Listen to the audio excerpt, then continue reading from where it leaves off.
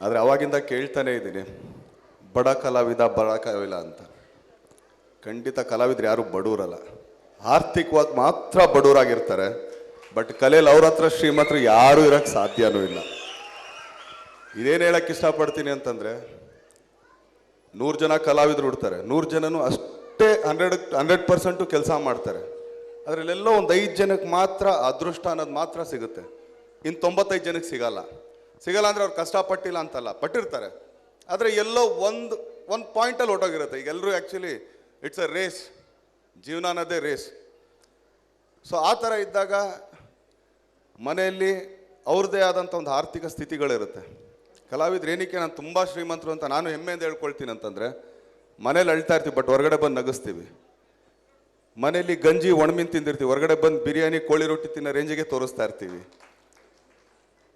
ಮನೇಲಿ ಕೋಪ ಮಾಡ್ಕೊಂಡಿರ್ತೀವಿ, ಬೇಜಾರು ಮಾಡ್ಕೊಂಡಿರ್ತೀವಿ, ಬಟ್ ಇನ್ನೊಬ್ಬರು ಬಂದು ಉಪದೇಶ ಮಾಡ್ತೀವಿ. ಅದಕ್ಕೆ ಹೇಳೋದು, ಕಲಾವಿದರು ತುಂಬ ಶ್ರೀಮಂತರು. ಅವರು ಬಣ್ಣ ಹಚ್ಚಿದ ಮೇಲಂತೂ ಇನ್ನೂ ಶ್ರೀಮಂತರಾಗ್ತಾರೆ. ಒಳಗಡೆ ಹಾಕೊಂಡ್ರೆ ಬಟ್ಟೆ ಮಾತ್ರ ಅವ್ರಿಗೆ ಗೊತ್ತಿರುತ್ತೆ, ಅವ್ರು ಅಳುಕು ಉಳ್ಕೆಲ್ಲಾನು. ಬಟ್ ಮೇಲ್ಗಡೆ ಪ್ರೊಡ್ಯೂಸರ್ ಕೊಟ್ಟರಂಥ ಬಟ್ಟೆ ಹಾಕೊಂಡು ನಾವು ತುಂಬ ಶೋಕಿ ಮಾಡ್ತೀವಿ. ಏನಕ್ಕೆ ಅಂದರೆ ಜನಗಳನ್ನ ನಗ್ಸೋದಕ್ಕೆ, ಅವ್ರಿಗೆ ಖುಷಿ ಪಡಿಸೋದಕ್ಕೆ.